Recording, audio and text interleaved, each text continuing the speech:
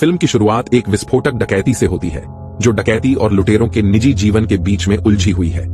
हम Harry Rawlings और उनकी पत्नी वेरोनिका को अंतरंग क्षणों में और अन्य लुटेरों के निजी जीवन को डकैती की अराजकता के साथ देखते हैं। क्राइम बॉस जमाल मैनिंग से $2 मिलियन की चोरी करने के बाद डकैती का अंत एक आपदा में होता है, जिसमें भागने वाली वैन में विस्फोट हो जाता है, जिससे सभी लोग मारे जाते हैं। वेरोनिका बिस्तर पर अकेली लेटी हुई अपने बगल की जगह को घूर रही है तथा अपने नुकसान का शोक मना रही है। अपने पति जैक के बारे में एक एल्डरमैन उम्मीदवार अपने प्रतिद्वंद्वी जमाल से भिड़ता है, जो चर्च से ही अपना अभियान चला रहा है। जैक जमाल को डराकर उसे पद से हटाने की कोशिश करता है, दौड़ से बाहर। जैक के जाने के बाद जमाल के अभियान सहायक ने उसे हैरी की मौत की सूचना दी और बताया कि हैरी ने उनके पैसे चुरा लिए हैं। जमाल को हैरान छोड़कर वेरोनिका हैरी के अंतिम संस्कार में शामिल होने के लिए तैयार हो जाती है। दुख से अभिभूत होकर वह रोने लगती है और अपने आप को संभालने से पहले चिल्लाती है। डकैती में शामिल पुरुषों की पत्नियों को अब अपने पतियों को दफनाना होगा। अमांडा और एलिस अपने अपने पतियों के अंतिम संस्कार में शामिल होती हैं। घर पर लिंडा कार्लोस की मां लेटा को सांत्वना देने की कोशिश करती है। हालांकि लेटा कार्लोस की किस्मत के लिए लिंडा को दोषी ठहराती है, यह दावा करते हुए कि वह उसके और उनके बच्चों का समर्थन करने के लिए आपराधिक जीवन में शामिल हो गया और अब उसका खून उसके हाथों पर है। जैक अपने पिता टॉम मुलिगन के साथ अपने अभियान पर चर्चा करता है।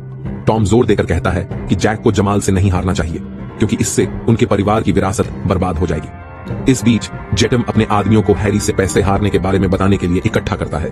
डकैती के दौरान रैपिंग करने के कारण वे विचलित हो गए थे, इसलिए उन्होंने हैरी को नकदी लेकर भागने दिया। क्रोधित होकर जेटम ने अपनी बंदूक निकालने से पहले उन्हें अपनी हरकतें दोहराने के लिए कहा और उन दोनों को गोली मार दी। जब वेरोनिका हैरी के अंतिम संस्कार के लिए जाती है तो उसका ड्राइवर उसे एक नोट थमाता है, जिसमें लिखा होता है कि हैरी ने उसे निर्देश दिया था कि अगर उसे कुछ हो जाए तो वह उसे दे दे। अंदर उसे कागज का एक टुकड़ा मिलता है। अंतिम संस्कार में वह देखती है कि हैरी को उनके दिवंगत बेटे मार्कस के बगल में दफनाया गया है। जैक, जो सेवा में शामिल होता है, वेरोनिका को बताता है कि वह हैरी को अच्छी तरह से जानता है और अगर उसे किसी चीज की जरूरत है तो वह उसकी मदद करेगा। जमाल और उसका भाई जेटम दूर से कार्यवाही को देखते हैं। अंतिम संस्कार के बाद वेरोनिका अपने ड्राइवर से हैरी के साथ मरने वाले लोगों के नाम पूछती है। घर वापस आकर वेरोनिका हैरी के साथ अपने जीवन के बारे में याद करती है। जब उसके दरवाजे पर दस्तक होती है तो जमाल आता है और उसे बताता है कि हैरी ने उससे $2 मिलियन चुरा लिए हैं, जो उसे अपने अभियान के लिए चाहिए।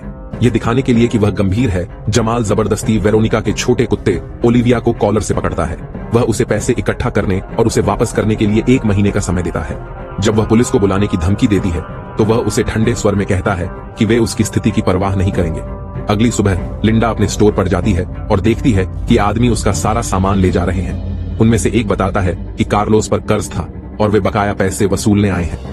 वेरोनिका अपने ड्राइवर बैश द्वारा दिए गए पते पर एक आदमी से मिलने के लिए एक गली में जाती है। वह आदमी उसे हैरी द्वारा छोड़ी गई एक नोटबुक देता है, जिसमें उसकी सभी डकैती गतिविधियों का विवरण होता है। वह नोटबुक को पढ़ने के लिए घर ले जाती है और पता लगाती है कि हैरी की अगली चोरी में जैक मुलिगन के घर से $5 मिलियन की चोरी शामिल है।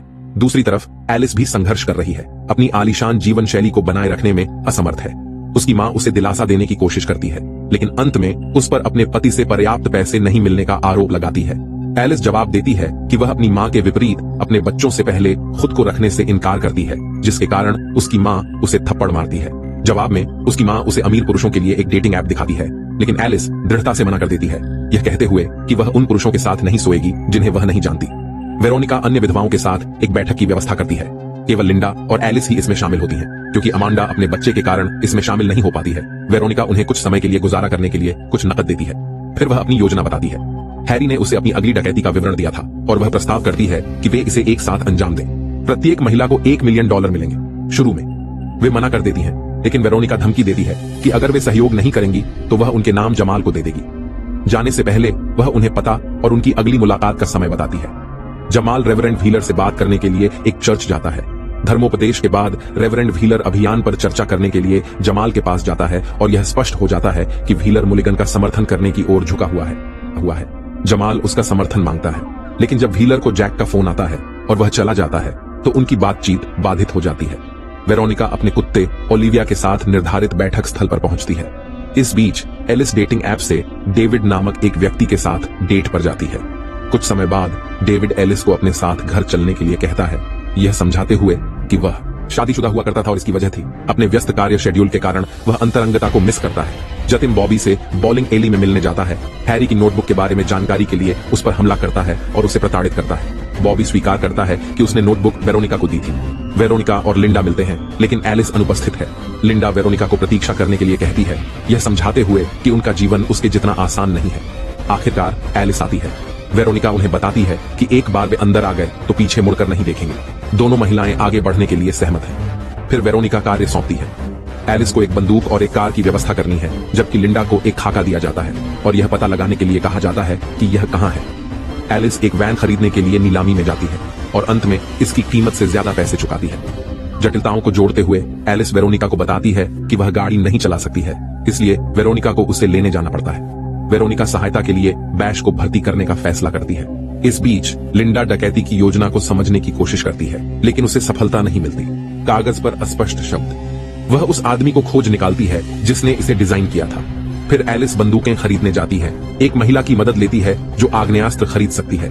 चूंकि एलिस के पास उचित दस्तावेज नहीं है, लिंडा मिस्टर फोस्टर से मिलने जाती है, जिसके घर को वह निशाना मानती है और खुद को एक ऐसी कंपनी के लिए काम करने वाला बताती है जिसका घर मालिकाना हक है। हालांकि वह गलती से फोस्टर की पत्नी का नाम ले लेती है, जिसके बारे में वह बताता है कि वह 4 महीने पहले मर चुकी है। लिंडा अपने मृत पति के बारे में बात करते हुए रो पड़ती है। फोस्टर उसे सांत्वना देने की कोशिश करता है और इसी बीच वे एक दूसरे को चूमना शुरू कर देते हैं। यह महसूस करते हुए कि यह गलत है, लिंडा पीछे हट जाती है और चली जाती है। लिंडा बाद में एलिस के साथ शूटिंग रेंज में अभ्यास के लिए जाती है। रास्ते में लिंडा शिकायत करती है कि उसे ब्लूप्रिंट के बारे में कुछ नहीं पता और उसे कुछ भी उपयोगी नहीं मिल पाता, जिस पर एलिस जवाब देती है कि वह इसे संभाल लेगी। रेंज में एलिस अच्छा प्रदर्शन करती है, लेकिन लिंडा एक खराब निशानेबाज साबित होती है। घर वापस आकर वेरोनिका को बॉबी का फोन आता है। वह नोटबुक के बारे में पूछता है, लेकिन वह अचानक फोन काट देती है और बीच में ही उसे रोक देती है। अगली सुबह वेरोनिका को अमांडा का फोन आता है। वे एक रेस्तरां में मिलते हैं जहां अमांडा अपने 4 महीने के बच्चे और अपने पति के खोने से जूझ रही है। वेरोनिका से पूछती है कि वह उससे क्यों मिलना चाहती है। वेरोनिका ने बताया कि वह बस उससे मिलना चाहती थी। जेटम बैश के घर में घुस जाता है और नोटबुक के बारे में जानकारी मांगता है। जब बैश अनभिज्ञता जताता है तो जेटम अपने आदमियों को उसे मारने का आदेश देता है और फिर टीवी देखने बैठ जाता है। वेरोनिका को बैश की रिंग और उसके फोन से कॉल आती है। जेटम लाइन पर है और उसे चेतावनी दे रहा है कि अब उसके पास सिर्फ 1 हफ्ता बचा है। इस बीच एलिस डेविड के साथ उसके घर पर है। वह उसकी नाइट स्टैंड पर ब्लूप्रिंट देखता है और बताता है कि वह किसी ऐसे व्यक्ति को जानता है जो इसे पहचान सकता है। जब वे अंतरंग हो रहे होते हैं तो वेरोनिका आ जाती है। एलिस उसे अंदर आने देती है, जिससे डेविड नाराज हो जाता है और वहां से चला जाता है। डेविड के जाने के बाद वेरोनिका एलिस की दूसरे आदमी के साथ सोने के लिए आलोचना करती है। बहस बढ़ती जाती है, जिसके परिणाम स्वरूप वे एक दूसरे को थप्पड़ मारते हैं। फिर वेरोनिका एलिस को बैश की मौत के बारे में बताती है और रो पड़ती है। एलिस उसे दिलासा देती है और लिंडा को बैश के बारे में न बताने की सलाह देती है। डर है कि वह पीछे हट जाएगी। महिलाओं को अब एक नए ड्राइवर की जरूरत है। वेरोनिका अमांडा से मिलने उसके घर जाने का फैसला करती है।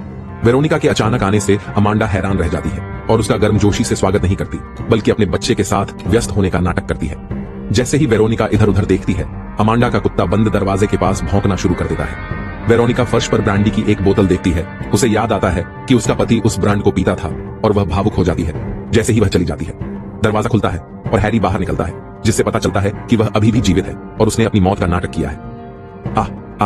फ्लैशबैक दिखाता है कि कैसे हैरी ने ड्राइवर की सीट पर एक नकली व्यक्ति के साथ अपने आदमियों को तैयार किया, पुलिस को वैन पर गोली चलाने के लिए उकसाने के लिए 2 गोलियां चलाईं।